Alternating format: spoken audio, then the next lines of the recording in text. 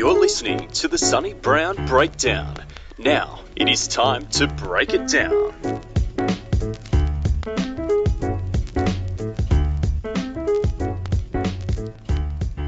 Welcome to episode 56 of the Sonny Brown Breakdown. I'm your host Sonny Brown, and in this episode I talk to Jozef Chen. He's a grappling phenom who recently took bronze at the ADCC Oceania Trials while only being 17 years old and relatively new to his jiu-jitsu training. So we spend this time discussing how he gained this skill level at such a young age, from using instructionals and drilling techniques in a conceptual style that's heavily influenced by Rob Biernacki.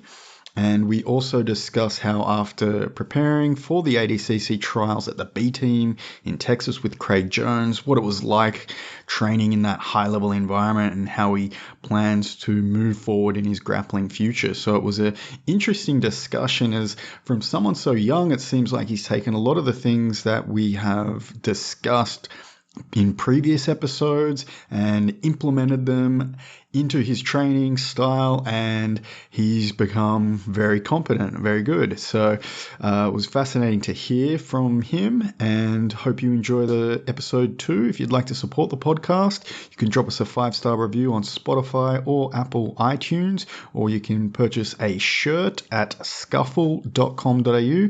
That helps us out. And so without any further ado, let's go to the podcast. I'm doing very well. You? Excellent. So, technical issues aside, as we get into this podcast, I must begin with a shout out to Justin Horn, who about a year ago mentioned you and said you were one to keep an eye on. And lo and behold, at this year's ADCC, a few other people also started mentioning your name to look out for in the rankings. And you did have an excellent performance there.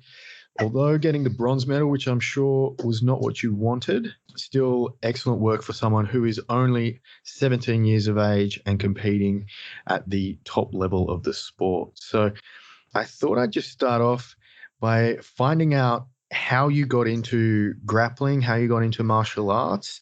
And for other guests, that might be a bit too of a long-winded question to be asking, but I think we might only have, a few years of background for you, but let's find out. How did you actually get into martial arts? Okay, so not too long actually, but I started when I was 13. Like one of my classmates at the time introduced me to MMA, and at the beginning we were just mainly interested in striking arts, and so we basically just did our own thing, watching YouTube videos for a bit.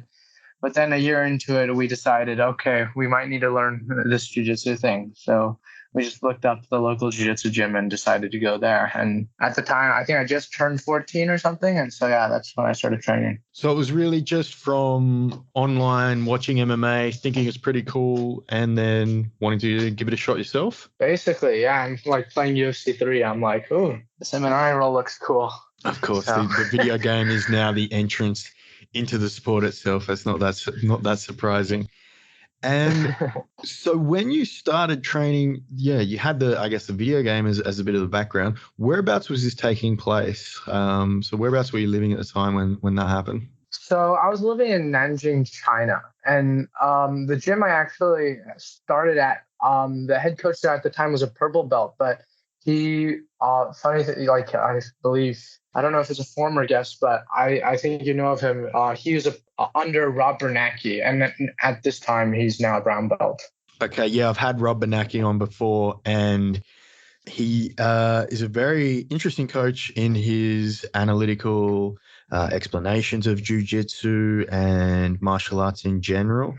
Was that something then that this the coach that you were under kind of followed through with? Yeah, most definitely. And especially the exposure, because without that coach, I wouldn't even have known of Rob Biernacki. And I didn't actually start getting into his content. Like before, it was just normal training. But then once COVID hit, I actually started trying to understand whatever he was saying. And also I had the help of Rory once came to Nanjing to do a seminar. I believe you've also had him on your podcast as well. And he just beat me up as a yellow belt, and I was like, okay, this is legit. Rory from RVV BJJ, excellent YouTube channel he's got himself. Yeah, great. That's awesome. And so you had that exposure then, I guess, to Rob Biernacki's system. Was it then, I mean, you mentioned MMA as being the driving force to get you into training martial arts. And then did you just fall into finding grappling more fun? Or were you still training striking arts then at the same time? So at the time, I was just training with my friend, and we're both quite young. So we didn't exactly know how to train in the best way. And let's say my friend was significantly bigger, so I didn't really like getting punched in the head by someone better and bigger than me. So I decided to I gravitated towards jiu-jitsu and then kind of just let go of striking. Okay. And yeah, obviously minimizing any amount of head trauma is a good idea. So we'll applaud that. So as you started to then gravitate towards grappling, were you still just turning up, taking classes? Or did you start then watching Rob Biernacki's content online and starting to, do your own research in that field? So initially it was pretty normal. Like I didn't do anything out of the ordinary. The point in which I believe that started to change was during COVID. So I believe during COVID I was an orange belt. So before that I'd mainly just gone to class. I've watched at that point I'd watched some instructionals, but I don't think I really had an understanding of what I was doing. I felt like very intuitive at the time and I was able to do well, but I got my orange belt when Rory was in Nanjing. And at the time, I was very reliant on flexibility and stuff like that, especially when you're like a young teenager. It's something you can afford to do. And maybe now I could. But at that point, I realized, okay, this isn't the most optimal way to go about training. So after that, when COVID started, I actually had the opportunity to continue training as well as because school was canceled or at least postponed for the time being. I actually had a lot of time to train as well as study. So that's when I started watching instructionals, listening to BJJ mental models. So that was actually, I think I started listening to that like quite early on, like maybe episode 30 or something. But yeah, I listened to that quite a bit, and that definitely influenced how I thought of things. And it just brought to light a lot of ideas that I might not have thought about before. Okay, that's awesome to hear. Yeah, BJJ Mental Models is a great podcast to be listening to. Had Steve on a couple of times now, and Matt as well. So you've had all this free time. COVID's hit the world, and you're taking time off school, listening to these podcasts, watching the instructionals. Are you training? Did you have like any kind of training set up, or were you just isolated and delving into this material on your own? So during COVID, I was actually fortunate enough to be able to continue training so I went from China to Taiwan, and when I was here, the COVID didn't hit, so there were no lockdowns yet. So during the time I was here, I could continue training as normal, training like once or twice a day every day. So I managed to get quite a bit of training in whilst some people might have locked down or anything. Like Taiwan only had to lock down like in 2021, so I managed to miss that and get training in whilst COVID was spreading. So yeah, I was fortunate enough for that to be my situation. Okay, so and when you were training there, was that still with a coach? No, actually. Well, there was a coach there teaching classes, but a lot of my progression was coming from whether it was instructionals, whether it was podcasts, and trying to watch tape. I definitely say that's where most of my progression came from, because for a while at that point, that's when I started to become a little more self-directed in the form of my learning, because I found that just in my mind, it made sense that you don't really want to, you want to learn from your coach or whoever is there to instruct you, but that can't be your only source of information. So I found that like whether it was instructionals, podcasts, etc., that was something that was my primary source of information, especially because I could access information that was from, let's say, world-class coaches, whether it's like I started watching Danaher since like that was some of my first instructionals. So it definitely was very helpful, especially because he's a great coach. So I managed to get like a very good quality of information in as opposed to just learning from local instructors, which might not have the same quality of information. Yeah, and that is one of the amazing things, to have access to that information, and especially starting with it from the ground up is, I mean, an incredible advantage over previous generations. So it's great to see you taking advantage of that. And then as you've, taken those lessons and then put them into practice with your training partners, because was there, when did they start noticing that, you're coming in with all this, up-to-date techniques, or was everyone there kind of doing the same thing? So it depends which gym I was in. So in Taiwan, I definitely started using newer techniques. And I remember at the time I was specifically working on my butterfly sweep. So I was watching Danaher's go further, faster open guard. So that's when I started being able to progress, because it was a good guide to me, because I wasn't restricted to just waiting for the instructor to teach these techniques from these positions, etc. But I was able to actually take steps to try to go and understand these positions and understand what I can do and understand the rationale to why I'm doing these moves. So I say quite quickly after I started taking the study of instructional seriously, I was able to people around me were able to notice. But I was definitely surrounded by people who, once I went back to Nanjing, who were doing very similar things. Like, for example, my coach back in Nanjing, the person I started with, his name's Guillaume, and he didn't start under Rob Biernacki. He actually found him from China, and so he was doing a similar thing, and so that also definitely had an influence on me, because it kind of set the example of, okay, our study isn't just limited to this gym, but we're also able to, it's encouraged that we go see, okay, where other people who are more knowledgeable, and what can we learn from them, and so on. Okay, so I guess the next question then would have to be, for people wanting to learn from instructionals, what is your method for going about doing it? Was there anything that you were doing in particular, or were you just sitting down watching it? How were you actually consuming the instructional material content? So at the time, actually, when I consumed instruction, I'll usually just take notes on my phone. So let's say it was a specific technique or a certain idea, I would make sure to write it down just so I could recall it as I was training. So I wouldn't just watch it and leave it at that. I would record it in some way. Right now, at the moment, I sometimes write it down in the notes app on my phone. But sometimes also just screen record it, especially because there might be things I miss. And when doing it practically, having a recording is helpful. But back then, mostly just writing things down and maybe taking screenshots.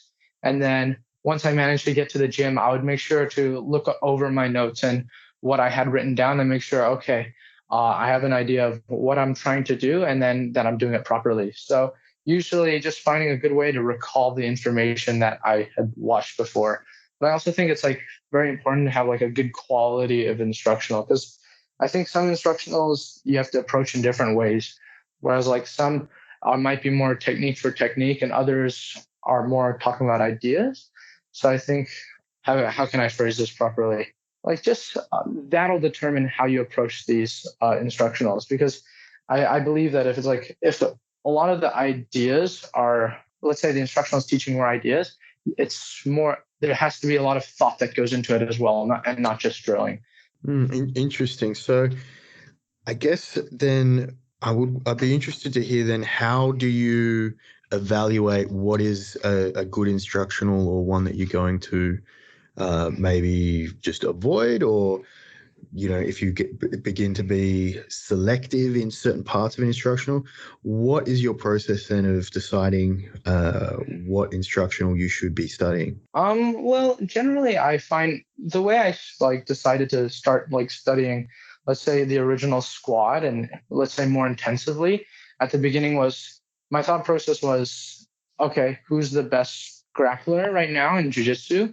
And at the time I was still mostly focused on no-gi, but I still train the gi, but to me it was rather obvious, okay, Gordon seems like probably the best grappler, because I found that he was able to not only win a lot of matches, but as well as perform a lot of these techniques and actually submit people. So that definitely encouraged me to gravitate towards his teachings as well as Danaher's and the original squad at the time. So how do I think? Like, I don't want to say anyone's instructionals are bad, but they're definitely instructionals that I think are better than others. So like, for example, I think instructionals, in my opinion, a good instructional would not just convey like different techniques, but also like understanding. So like, obviously I haven't watched every instructional there is, but there are definitely some where it's like, okay, this is a set of moves versus somewhere it's they're trying to give you a way to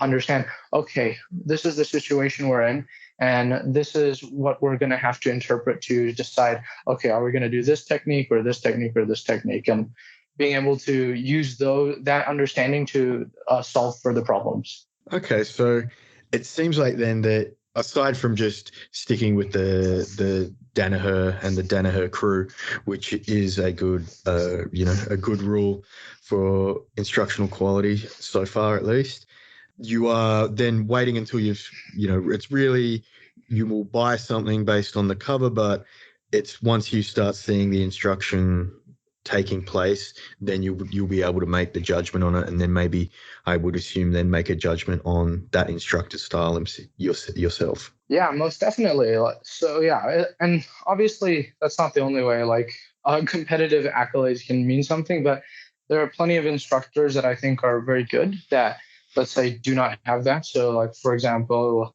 a lot of like Rob Biernacki, obviously, and Rory, but other instructors that I also really like is Preet Mikkelsen, which I know you've had on your podcast as well. But for a while I worked on Turtle exclusively because I've had I think he came and did a seminar in Shanghai that I managed to miss, but I ended up looking for a lot of his content and also found that I really liked his instruction. So I'd say also being open-minded to different types of instructors, but yeah, I found he had a similar way of communicating information that I really enjoyed. Yeah, Preet is very unique in his communication style, and yeah, I do enjoy talking to him. So, and then from watching all these instructionals, building up your skill sets through that method, have you then found yourself going to regular classes after that's taken place? Definitely. I still go to regular classes, but I'm at a point where a lot of the times the instructor will give me a good level of autonomy to whether I want to work on the technique they're teaching, or if I have my own stuff, they'll give me this autonomy where I can have the freedom to choose what I want to do. But I do attend classes just because, let's say, I have friends who are hobbyists, but then sometimes I think there's plenty of things to learn from classes. In my opinion, it might not be the most efficient way. I'm a fan of the reverse classroom model, where it's okay, you study at home and then you come to class and use that as more of a place to experiment. But I still definitely go to classes, but let's say at a much lower frequency than I did previously. Yeah, I could see that taking place. And the training partners, obviously, you're going to find them in your regular classes. As you were just learning from the instructionals, did you just happen to get lucky? Some people were fine with just being training dummies, or was there a group of you working on it together? So generally how I like to approach drilling is I try not to just exploit a person and just use them as my drilling dummy, because generally I find that people don't like that. Of course. But I think something that's important in drilling is I actually have a whole rant about what I think about drilling, but I'll save that for maybe later. But hey, come on, why are you holding out? What is it? No, but my general idea on drilling is that I think my opinion has been shaped by consuming many a podcast and listening to many people. But basically, the traditional idea of drilling, I think, of basically doing something for reps is very flawed in my opinion. And so the way I generally like to drill is I will drill for reps when I can't do a body movement. So for example, you don't know how to invert, you don't know how to do whatever body mechanic it is that it is necessary to perform a technique. And I believe it's important to drill for reps until you can do that properly. But however, once you get past that and you feel like, okay, I can do this movement now, I feel like drilling for reps becomes very redundant and very inefficient. So at that point, I try drill for what I like to call understanding. So what I'll try to do when I'm drilling is I'm not just drilling a technique on a dummy who's cooperating. I'll try vary the level of resistance, but I'll also ask my partner, okay, what do you think of this position? What do you think of this technique? What will you do here? What do you think I should do here? Do you feel threatened? Do you feel like you can off balance me? All these different prompts to try getting a better understanding of these positions, and therefore use that to build a better understanding, if that makes sense. Yeah. So having that, I guess the feedback being given while you're drilling to help inform the drilling practice itself. Would that make sense? Yeah, absolutely.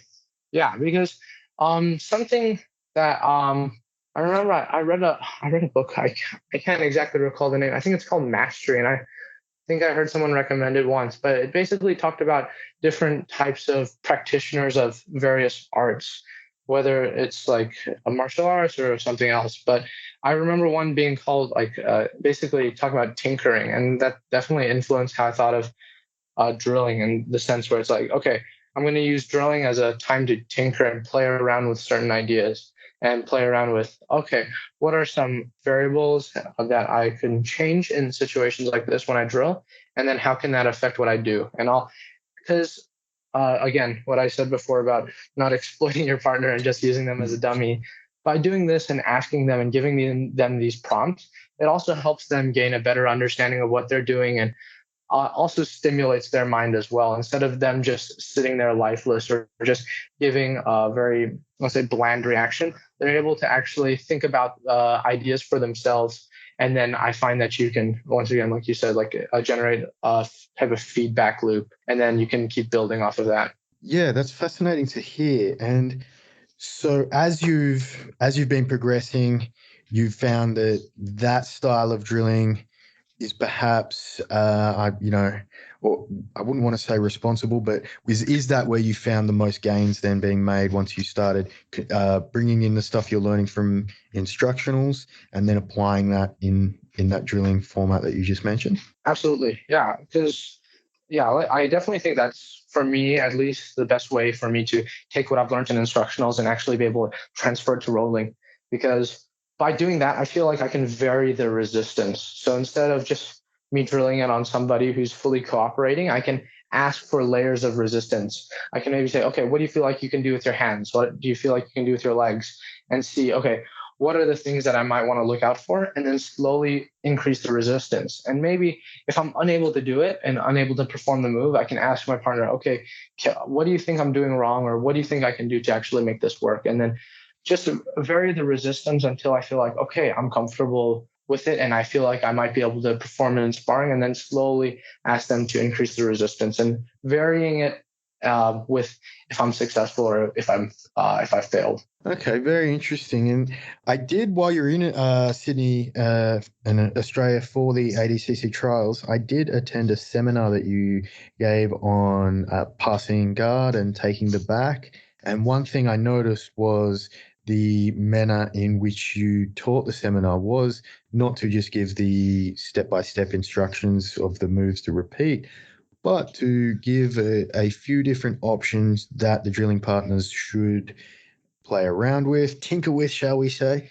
And I'm wondering now, is that a sort of replication of the drilling style that you were perhaps just discussing then? Absolutely, yeah. So like when I try and teach seminars, I've drifted more towards that type of format because I found that, at least the way I think about it, I'm not going to know all the techniques that there are, but I'm trying to give almost a framework in which you can operate within to try to figure out these certain problems. So like for the seminar you're referring to, we talked about leading edge, which is a Rob Biernacki concept, but talking about how we can use that offensively as the guard passer, like using that as a confine and thinking about it in terms of, okay, where's the leading edge? And then all these different ideas that we want to try interpret to influence our decision making.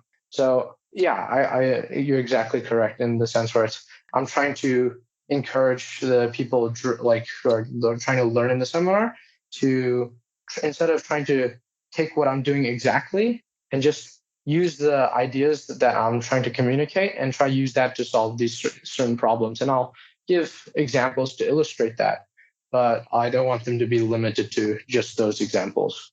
Yeah, it's very interesting because I did pick up that you were, trying to present the seminar in that manner, or just say a different manner than what would be considered the traditional way.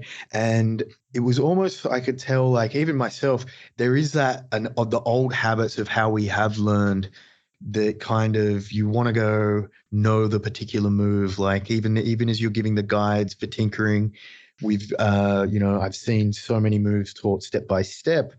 I'm kind of there thinking what those steps are, even if you've told the room that those steps are not what you're going to be demonstrating. Is that something that you have picked up in other people as well? Like, is there, that reverting to that old habit and not getting that tinkering aspect that you've talked about? Yeah, absolutely. And one thing I want to make clear is that like I do try to teach some step-by-step technique, but it's not, the point of it isn't to just teach that, but it's to use it to illustrate whatever ideas I'm trying to convey. But with what you're saying, yeah, absolutely. Especially with people who are, let's say I have friends who've been training for much longer than I have. And so they've gotten into habits of, oh, this is the way I'm drilling. And so they might give no resistance, or they might give too much resistance. And sometimes I'll have to communicate to them, okay, you shouldn't be giving me this much resistance, or I'll have to ask them, okay, what can you do from here? What trouble can you give me? And sometimes they'll just start constantly giving me resistance and trying to fight it off. And then I have to tell them, yo, can you slow it down? I'm just trying to think about this issue first, and then we can move on. So, because it's definitely not how I'd say most people train, but I feel like most people are like very willing to like cooperate. It just takes time. Yeah, and I would imagine it sounds like just having that communication with the people you're drilling with, of just to vary that resistance levels on the fly, right? That's, you're just talking to them, asking questions, and having a bit more of a conversation. Yeah, absolutely. Which, it is always amazing how much communication can solve when done correctly. So yeah, definitely. I'm wondering, if you see any issues implementing that, when you're doing the seminars and such, and, tips or further tips you might have for people who might want to experiment with that style of drilling, or if they have other problems with people not quite understanding that tinkering side. Is there any other ways that you go about resolving that? So it depends what issues there may be. So like, for example, someone who's not giving any resistance because they're used to drilling in a way where the partner just does something on you and you're just completely cooperative. And now you've had to go to a point where it's, okay, now I have to actually think about what I'm doing. Sometimes, like most of the times, I find that just using prompts, it will work well enough. And then sometimes they might increase the resistance a little too much, and then they might think of it as more of a flow roll or even further. And they'll just be like, okay, it kind of has gone into like a form of a roll. And then sometimes I'll have to ask to tone it down. But in ways where it's like, what are some other ways where I try to deal with that? Is like, I just try to communicate to them what I'm trying to do. I'll be like, if I'm drilling on my partner, I'll be like, my goal is that I want to work on these ideas, and these are my objectives, so that they have an understanding on what I'm looking for explicitly. So I'm not just, okay, let me put myself in this position, I'm going to drill some stuff, but I'll be like to my partner, today I'm going to be trying to work on, okay, how can I beat the knee shields from a knee cut position, or something like that. So your opponent knows where to like focus their resistance, but also understand that you're trying to solve that certain problem, so that their resistance and their focus isn't elsewhere giving you other issues, if that makes sense. Yeah, so just bringing in their focus and attention on what the issue would be, I guess. Yeah, definitely. That's one way. And I haven't necessarily communicated all these ideas, so forgive me if they're a little messy. Hey, no problem at all. That's what hopefully it can help in one way to help you express that. So I guess one thing then, so you're working on this tinkering, you're bringing in the information you're getting from instructionals. Have you ever, dealt with the issue of basically there being too much information from instructionals? New ones being released all the time. It almost, hours upon hours of new material every week, month. Is there any issue you've had with information overload? Yeah, to some extent, definitely. And for me personally, I don't try to overdo it. So there are definitely a lot of instructionals coming out, especially these days. It's like there'll be new instructionals almost every week or so. So I don't really expect myself to, okay, I need to watch every instructional that comes out now. But I'll take two things into consideration.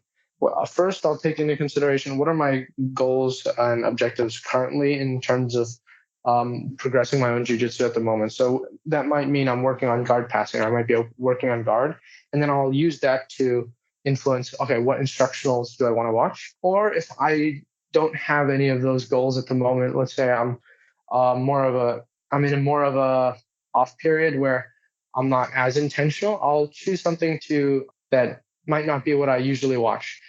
For example, like maybe it was right? That might not have been something that I was previously aware of, or previously watching, but I was like, okay, I'll give this one, I want to explore this idea, and then I'll go into something new. But how can I say this? But yeah, does that make sense? Yeah. So really just having the problem that you want to solve ahead of time and not just falling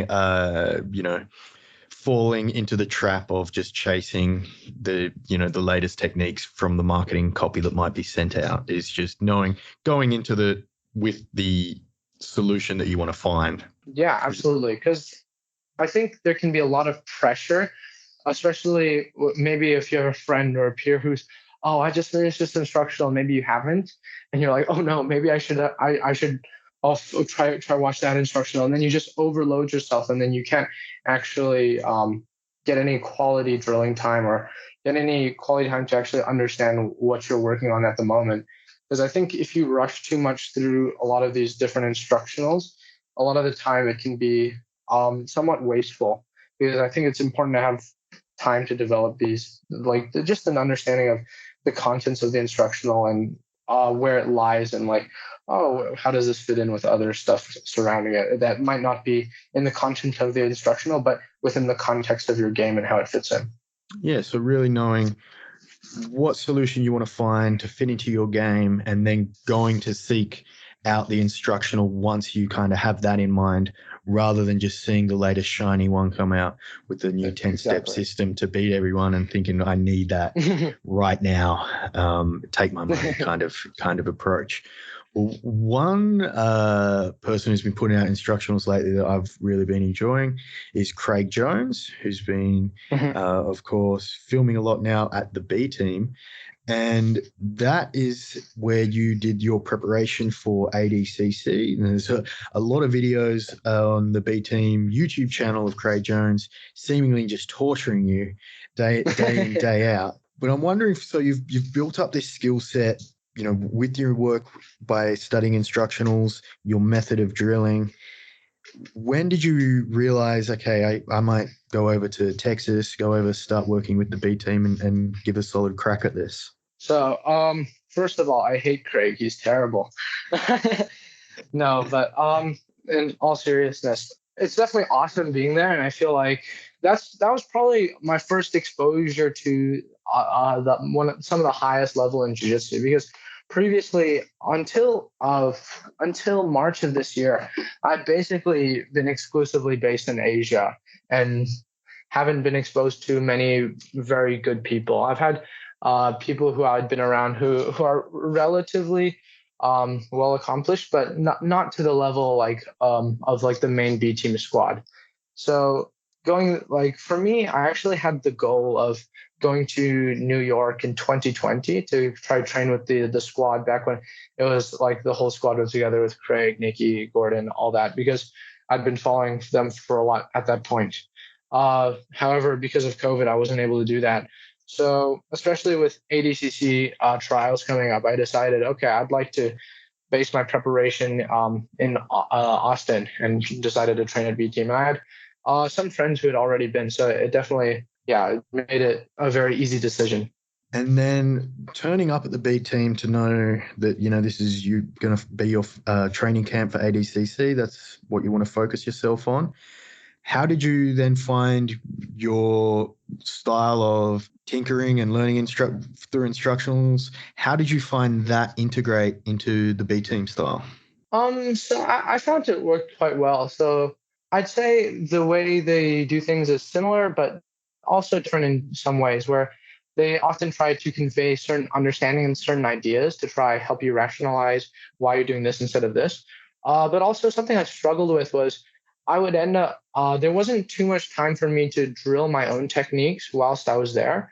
So I ended up doing a lot of rolling and neglected a lot of my own development, which wasn't the end of the world, because obviously there was classes 3 times a day, and I was able to learn the techniques that they were teaching, which were great. But for me, that lacked the direction that I would have when I did my own personal study. So what I ended up moving towards was I would have 2 sessions. I would do the class, but then I'd have one session where it would be mostly my self-directed content. So I wouldn't roll, or I wouldn't do any positional rounds for that class, and I would have a partner there drilling with me with all the stuff that I had maybe watched or been playing around with that might or might not have been related to the class, but something I would like to go more in depth on. Okay, so that would still be a class where they're showing some technique, but you would just be fine to just work on your own thing on your own. Mm-hmm. Okay, and then I guess the B Team style itself, how much of that do you feel has then come into your game and kind of shaped who you are as a grappler then going forward? Definitely, there is some noticeable differences. So, front stepping was something. Are you talking about like things that are like specific techniques or certain ideas, or is there anything in general? Or well, specific techniques is certainly one thing. But I guess, how those specific techniques would fit in to your whole game is, previously you've been learning mainly through instructionals, through videos and repetition. But now I guess, at that level, you're maybe getting people who are showing you stuff that could be on instructionals and just ahead of time. Or was it, were there any instances where it was techniques that you maybe would have overlooked on an instructional, but it was presented in a different manner that had you give it a second look? Absolutely. So, from what you're saying, I think the thing that influenced me the most to like the way I thought about, I actually should learn this technique, was getting it hit on me. So some of the shit Craig would do to me, a lot of the shit Ethan would do to me, a lot of shit Damien and all of them would do to me, I'm like, I might have overlooked in the instructional. Like I might have tried playing around with it, but I've never had it been used that effectively on me. So I was like, oh shit, okay, I need to definitely work on this. And then I'm like, so especially Craig did a lot of his power ride and power bottom and power top stuff on me. And I was like, okay, this works very well. I might need to take a more in-depth look at this. And so, especially as of late, I've definitely started trying to work on his power ride more and more. Okay, so would those, I mean, it's hard to know for sure, but would they have been something that you think maybe you see the instructional, you could have skipped it, but having it played out in real time added it into your definitely. game? Okay. Definitely. I think the issue with instructionals is because it's so long form, and a lot of the time it's so information dense. It's very easy for you to just breeze over certain ideas that you might just take for granted and not really think about too in depth. Whereas when you're in one of these rooms where these are the people producing the instructionals, it kind of gets reiterated to you a lot more, and you see it like displayed practically a lot more frequently. Whereas maybe in an instructional, they might have talked about it, but you might have not thought too much about it. And I guess that really is the difference in that room. It is really the people who are putting these instructionals together, that if you're getting the techniques from them, then it really is going to be at that next level. What then would be, what's the most recent instructional that you have watched that you think is the one, that people should be keeping an eye on? Or are there any hidden gems that you would recommend people check out? Okay, interesting. I think of that as two questions. So, well, the most recent instructional that I've been watching is Danaher's New Wave Mount, especially after watching Gordon versus Pedro yesterday. I was like, oh shit, this is pretty cool. So I was already watching it. I was like halfway through, but just today after Gordon yesterday, I decided to watch two volumes because I was like, oh my god, this is kind of awesome. But then in terms of hidden gems, what are some of the most? I'd say Craig's Power Ride was very interesting to me because it introduced a lot of new ideas and a lot of new philosophy that, let's say, it was very new to me and I was not expecting. As well as, I'd say Danaher's passing was also very nice because it also, in the way most Danaher instructionals are, I think it showed you some practical details on moves that you already knew, but also it also showed a lot of ideas that I had not considered previously. So I'd say those two. What other instructionals have I really liked? I'd say I watch a lot of the old squad. So whether it's Craig, Nikki, Gordon, John, that's most of the instructionals that I watch. I know Nikki only has one instructional, and I really like that instructional a lot actually. But that came out a bit ago, but that was very cool for me, especially watching him. Actually, before he came out with the instructional, I ended up watching a lot of his tape, and then when he came out with the instructional, it was very complimentary to that. So I'd say probably Gordon's half guard passing, John's new wave passing, Craig's power ride, and Nikki's wrestle up were probably the most interesting to me as of late. Yeah, those are all, top level instructors. I've been enjoying Craig's Power Ride one myself. It's fit perfectly into my game. Although the hidden gem aspect you've picked, maybe not for field, as you've picked all the top guys anyway. But I think that could be good advice no matter what, right? You want hidden gems, forget it. Just get the top stuff. Yeah, let me think. I've been watching a lot of wrestling, and I wouldn't say that's necessarily a hidden gem, but I think there's a lot of good wrestling resources on YouTube that can be extremely applicable to jiu-jitsu. So something I've been watching recently is a lot of John Smith has a lot of free content on YouTube. So I've been trying to consume a lot of his teachings as well. So I would hesitate to say it's a hidden gem, but maybe it's a hidden gem for a lot of jiu-jitsu practitioners because they wouldn't necessarily go to freestyle wrestling to look for content for jiu-jitsu. Yeah, I'm sure some wrestlers wouldn't be happy with John Smith being a hidden gem, but I get what, from perspective angles, definitely he's got some good stuff out there and some long YouTube videos, 40, 50, 60 minutes, where they seems to be, giving presentations to a room of other coaches. Exactly. And it's like gold, and they just put out for that's just up on YouTube. So I've checked his stuff out myself and highly recommend it for sure. So I guess going on from here now, do you plan on heading back to the B team to continue your training there now that ADCC is over? Is that do you find yourself wanting to head back?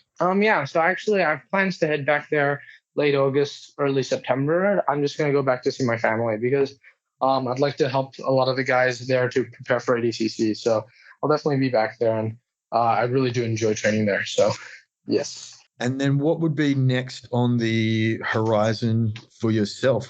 How do you see it's, been a fast rise, but there's still a lot of goals that you could conquer in the sport. Where do you see yourself heading in grappling? So I try to not have specific goals where it's my goal is to win these certain comps. I try to use those as more of an indicator to where I am. But in terms of what I have planned is I'll probably be in the US for a bit. I have a couple of friends who are also coming to the US, so I'd like to train with them. But after that, I maybe try do some IBJJFs, whether it's I think IBJJF, the no-gi season is coming soon, so I'll probably try do some of those, which will be cool because I've never done IBJJF before. Otherwise, probably just training, traveling. Also, I've plan on also going to New York to train. So yeah, nothing spectacular. Sounds like you're going to try and be a normal human being for a bit instead of just a grappling monster, which is probably some good advice and a good pathway to take for a while anyway. I'm not sure I would say normal human being. I'll still probably train multiple times a day. All right. Fair enough. And I guess so as you've kind of then put that together, there's the IBJJF tournaments that you're going to come up. One of the classic arguments or debates on is gi versus no gi in jiu-jitsu. As a younger grappler, do you see yourself ever wanting to go back to gi training? Yeah, well, I still do train in the gi, just a lot less frequently, especially before ADCC trials. But for me, I think it's good to train gi or no gi exclusively if it is your goal to win at a specific comp, where it's okay, I want to win worlds, or if I want to win trials, or if I want to ADCC. I understand that, but for me, it's the what I find like satisfying about training is not the necessarily my goal isn't to win, but the different ideas that I have to consider and the different ways to solve different problems. So that's why I still enjoy doing gi and no gi as well. So because it provides me with the same thing where I might have different problems that I might have to solve in the gi versus no gi. And especially recently I've come back to training in the gi, and I've definitely realized there are a lot of problems that I need to figure out. But I'd say it's the act of problem solving and just playing with new ideas is what I find most satisfying about training. And that's why for me, I plan on continuing to do both, with it changing depending on what gym I'm at or what are my short-term goals. Okay, that seems like a reasonable way to be dealing with the problem. And with that, enjoyment of problem solving, have you found or seen any problems with jiu-jitsu or grappling itself that you have been unable to change because maybe they're outside your scope of influence so far? How so? Do you mean like technical problems or? It could, I'm wondering if it could be anything perhaps technical or just the way even, competitions are run, classes are run, things that, you've solved a lot of the problems, it sounds like, that you have the control over in your personal training, personal day. But is there anything that, a longer term project that you say, hey, that's a problem that needs to be fixed, but, I'm going to have to work on it over a much longer period of time? Oh, absolutely. So I think there are plenty of examples of that. Like for me, there's a lot of stuff I have to work on technically as well, especially because I also did European trials, and I lost that one. I think I lost that one in the quarters. But there, in terms of technical issues that I have to work on, there are plenty. One of those being ankle lock defense, but. In terms of like less technical problems, definitely teaching is something I think I have to work on more. And I especially recently, I've felt better at it, but there's definitely room for me to improve in that department. And that's something I'll probably try to do a lot of, especially now that ADCC trials have passed. But other problems, I'm not sure actually. Okay, that's reasonable. You may not have any that need to be solved, you think. And I guess then from that teaching side of things, what are some of the things that you're going to be looking to tackle on the teaching side for yourself? So something that I'm trying to do more is being able to structure information in a way that makes it more presentable, because what I find a lot is that if I don't do that, what I find is that I end up rambling a lot, and then a lot of my ideas tend to be not very cohesive. And I'll struggle to communicate the information that I want to whoever I'm trying to communicate it to, whether it's a student, whether it's a friend. So trying to be a little more deliberate and a little more selective with what I say, and as well as planning it out more. Yeah. So for you then, what would be the, ideal delivery of information in the, in the jiu-jitsu setting?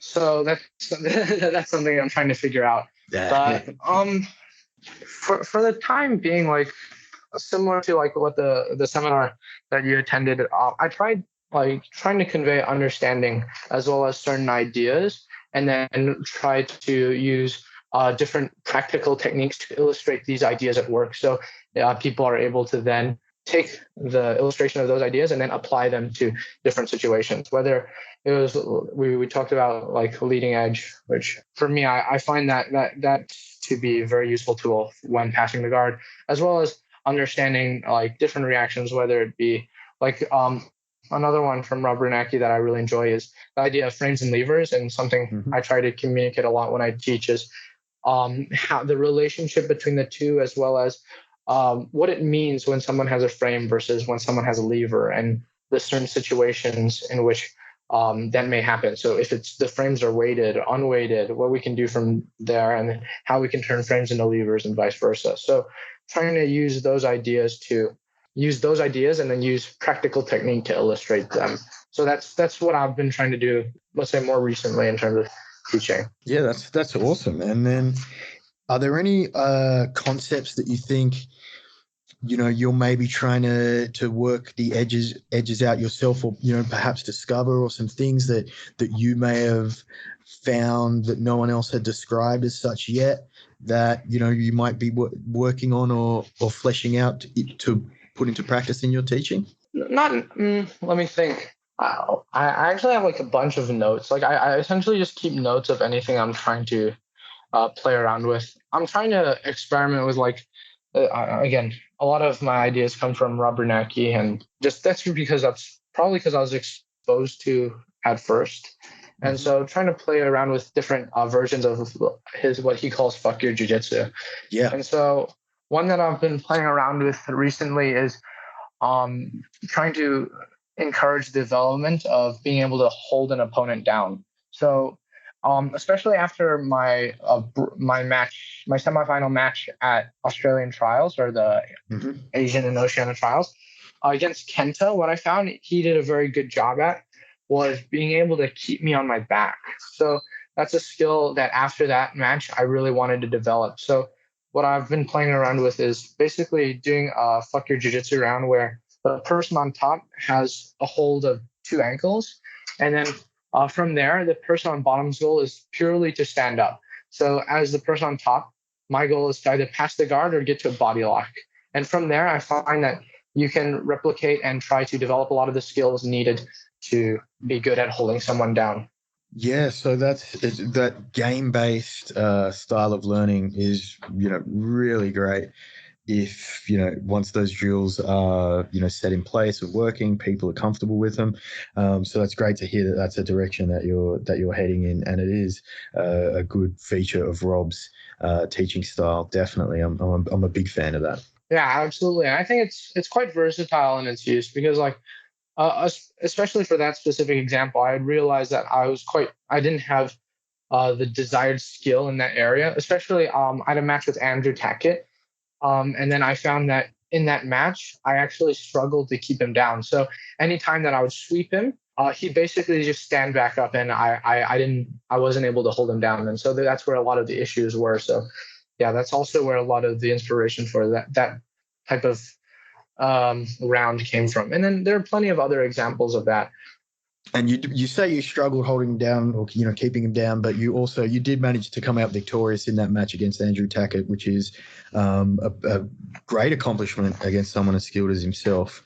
So to see that you're still working on correcting, things that took place in a match that a signature win for yourself is a great thing to see also. Yeah, definitely. I think there's this book that I really enjoyed. It's called I forgot. It's by this Japanese fighting gamer. It's called The Will to Keep Winning.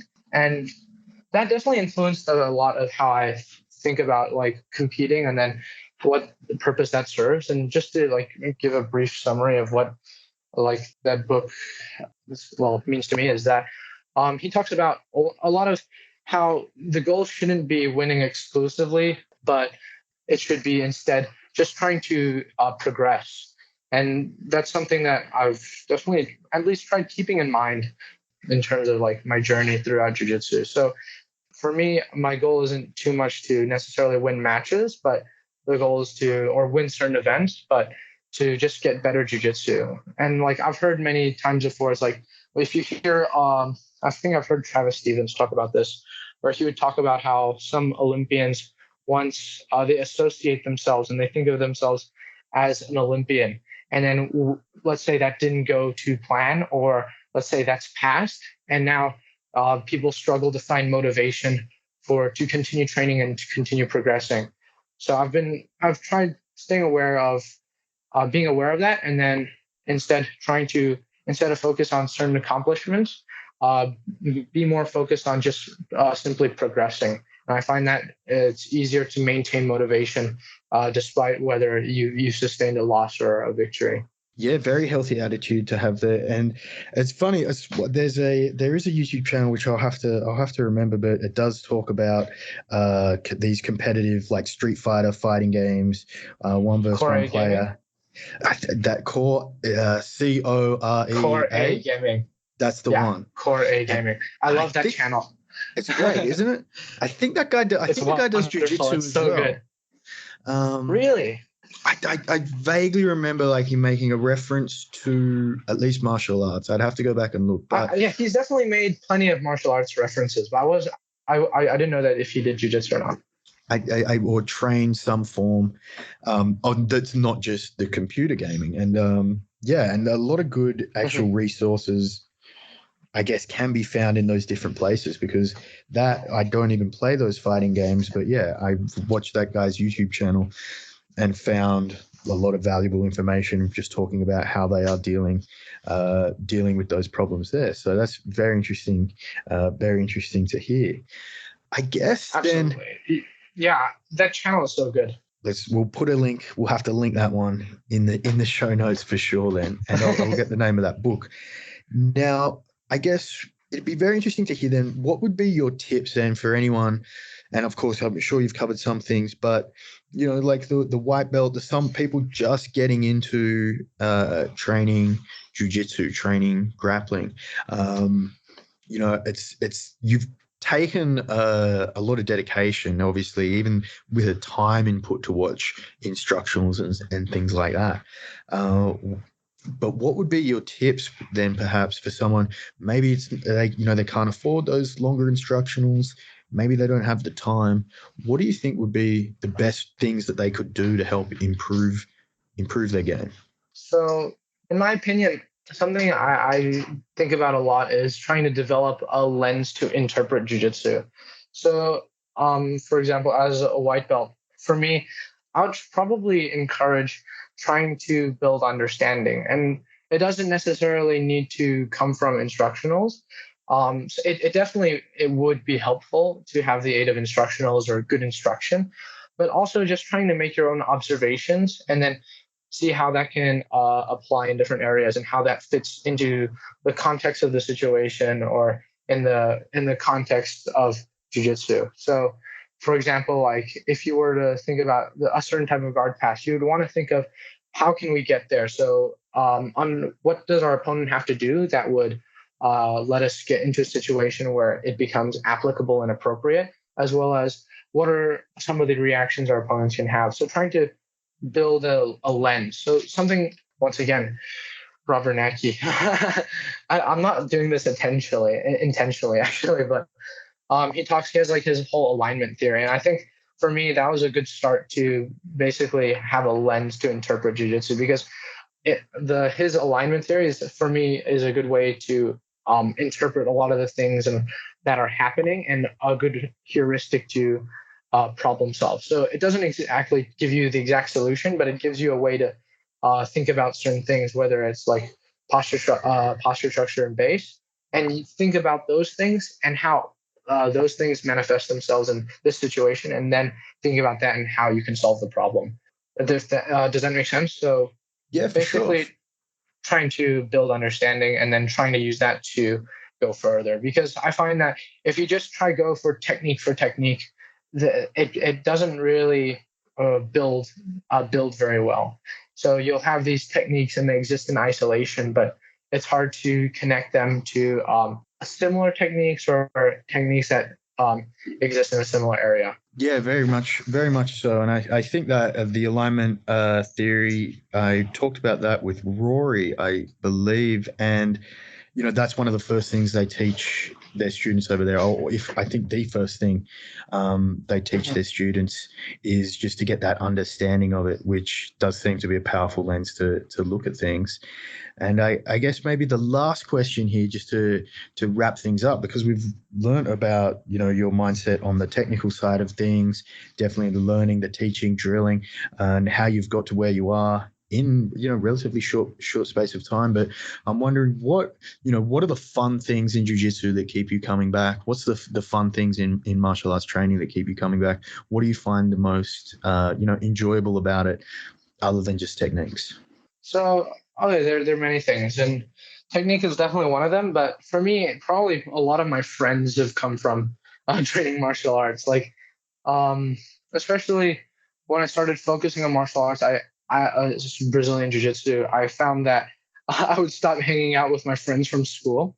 But so I found that basically training grappling has substituted my social life.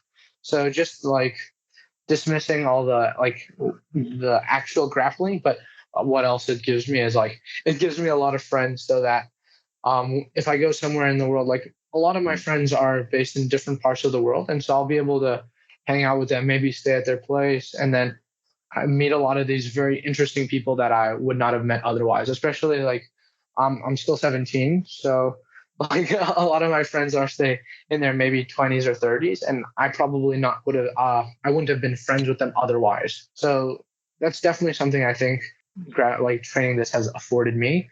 Other than that, I'd say that's probably for me the most rewarding part. Other than the technical aspect, yeah. Yeah, no, I mean, for sure, the development of that, as you mentioned, like the international, almost instant social circle you might have if you go into a new city and can drop into a jiu-jitsu gym and find people that you're definitely going to have things in common and probably have some shared values as well is a great benefit. So yeah, I'm in agreement with you there for sure. And again, it's pretty crazy to think that you are just 17 and there's still a long way to go in terms of either your, how far you want to go with grappling or whatever it is you do. It's been very interesting to talk to you and just get that perspective. And I've been able to learn some things myself. So I appreciate that. And yeah, is there anything, else you'd like to say, or ways that people could get in touch with you if they'd like to follow up any more questions? Sure. Yeah. So first of all, my Instagram is Jozef Chen JJ. I think I had to think about that because I think I changed it recently. But otherwise, no, not too much. There are a lot of people that I could thank for this, but yeah, no worries. They'll get their thanks in time. Don't worry. Yeah. Well, Joseph, thank you so much for that chat, and I'm sure people will be able to, follow you on Instagram and see that, you popping up in competitions in the future, and it's going to be very interesting to follow that development. So, appreciate you giving me your time today. Thank you. I appreciate your time as well. I really enjoyed it. It's funny also because I've listened to this podcast for a while, so it's very, very cool. Mate, that's awesome to hear. Awesome, really. So. Yeah, thanks so much, and hopefully do it again in the future sometime. Yes, I'd really enjoy that. Thank you. Thanks, mate. You have been listening to the Sonny Brown Breakdown. Until next time, you can visit sonnybrown.net to find out more ways to break it down.